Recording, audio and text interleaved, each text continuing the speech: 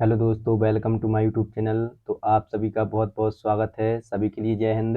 दोस्तों, आज के वीडियो में बात करेंगे हिंदी के महत्वपूर्ण प्रश्नों पर, जो कि आने वाली उत्तर प्रदेश पुलिस परीक्षा और अन्य सभी एग्जामों के लिए महत्वपूर्ण रहेंगे। तो चलिए वीडियो स्टार्ट करते हैं। वीडियो में आगे बढ़ने से पहले वीडियो को लाइक और चैनल को सब्सक्राइब कीजिएगा। तो दोस्तों, आज का पहला क्वेश्चन कौन सा है? पहला क्वेश्चन है कि इनमें से जो रस सूत्र है वह किस आचार्य ने दिया? तो कौन से आचार्य ने दिया था दोस्तों?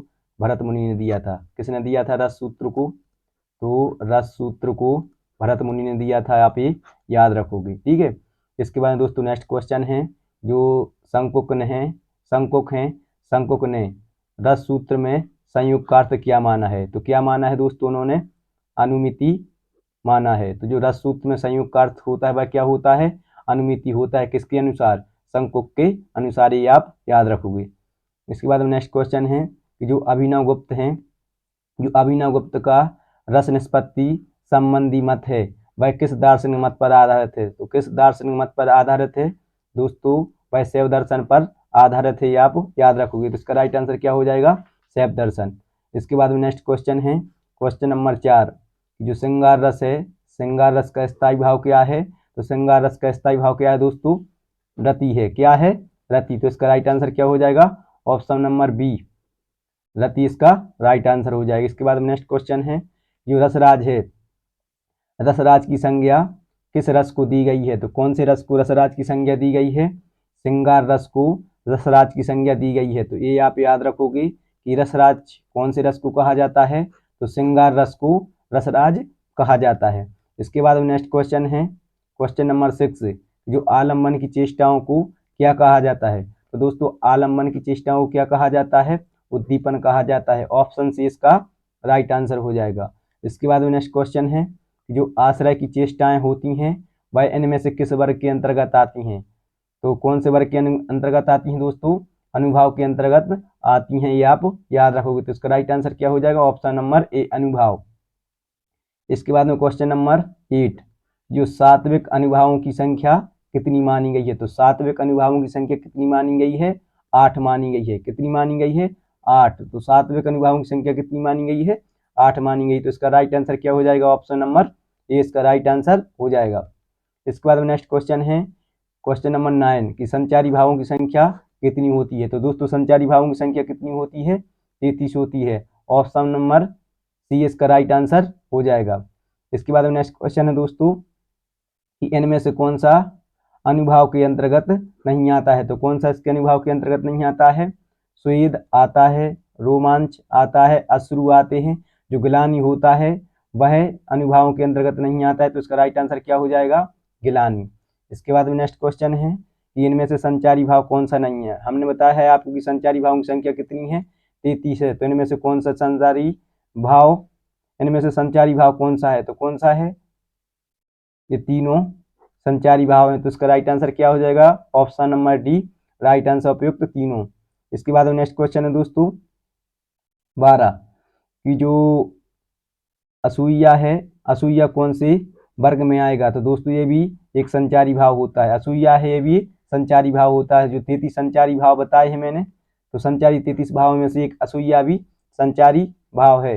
इसके बाद में क्वेश्चन नंबर 13 है कि जो व्यंजना शब्द शक्ति का संबंध किससे होता है? तो व्यंजना शब्द शक्ति का संबंध किससे होता है? व्यंग्यार्थ से होता है। किससे होता है? व्यंग्यार्थ से। इसका राइट आंसर क्या हो जाएगा? व्यंग्यार्थ।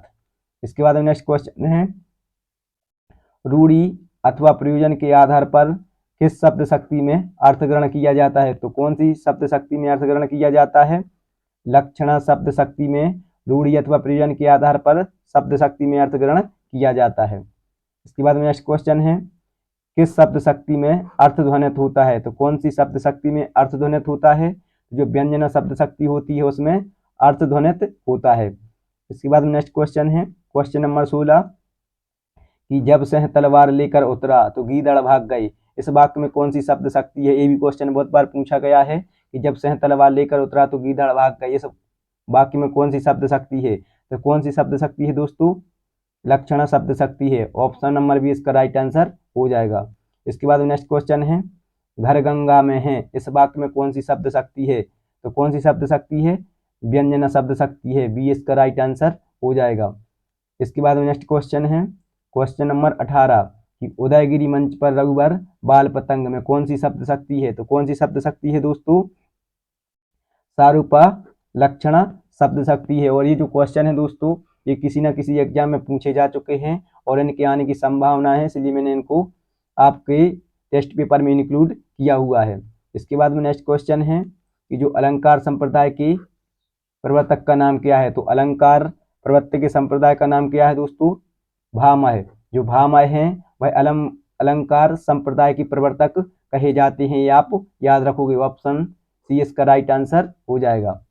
इसके बाद में नेक्स्ट क्वेश्चन है क्वेश्चन नंबर 20, इनमें से कौन अलंकारवादी आचार्य नहीं है। तो कौन अलंकारवादी आचार्य नहीं है, केशवदास हैं, जयदेव हैं, भामह हैं, जो आनंदवर्धन हैं, वह अलंकारवादी आचार्य नहीं है। तो इसका राइट आंसर क्या हो जाएगा, आनंदवर्धन।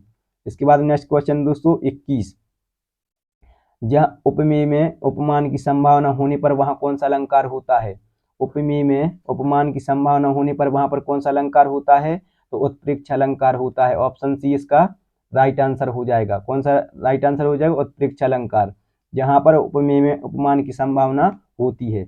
इसके बाद नेक्स्ट क्वेश्चन है कह रघुपति के चरित्र उदारा, कह मति मोर नृत संसारा में कौन सा अलंकार है। दोस्तों इसमें कौन सा अलंकार है, निर्दर्शन अलंकार है। कौन सा अलंकार है, निर्दर्शन अलंकार है। इसके बाद नेक्स्ट क्वेश्चन है जो रीति संप्रदाय के प्रवर्तक हैं इनमें से किसे कहा जाता है। तो रीति संप्रदाय के प्रवर्तक किसे कहा जाता है, आचार्य वामन को। आचार्य वामन को रीति संप्रदाय के प्रवर्तक कहा जाता है। इसके बाद नेक्स्ट क्वेश्चन है क्वेश्चन नंबर 24, रीति के लिए मार्ग शब्द का प्रयोग इनमें से किसने किया है। तो रीति के लिए जो मार्ग शब्द है वह किसने प्रयोग किया है दोस्तों, तो जो आचार्य दंडी हुए हैं, आचार्य दंडी ने रीति के लिए मार्ग शब्द का प्रयोग किया है।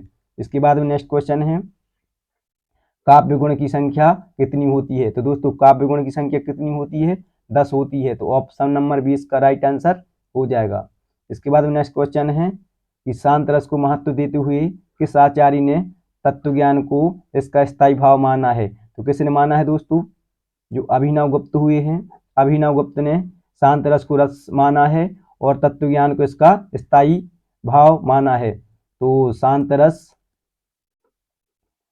को किसने माना है, अभिनव गुप्त ने माना है। और जो शांत रस का स्थायी भाव इन्होंने क्या माना है, तो तत्व ज्ञान को इसका स्थायी भाव माना है, ये आप याद रखोगे। इसके बाद नेक्स्ट क्वेश्चन है कार्य और कारण में संगति न होने पर वहां पर कौन सा अलंकार होता है दोस्तों, तो असंगति अलंकार होता है। कौन सा अलंकार होता है, असंगति अलंकार होता है। तो इसका राइट आंसर क्या हो जाएगा, ऑप्शन नंबर सी इसका राइट आंसर हो जाएगा।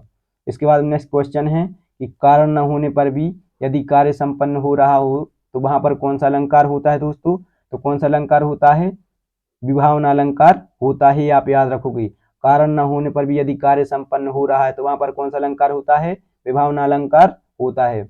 इसके बाद में नेक्स्ट क्वेश्चन है कि कारण सहित उपमेय का उत्कर्ष जहां दिखाया जाए वहां पर कौन सा अलंकार होता है, तो वहां पर व्यतिरेक अलंकार होता है। कौन सा अलंकार होता है दोस्तों, व्यतिरेक अलंकार होता है।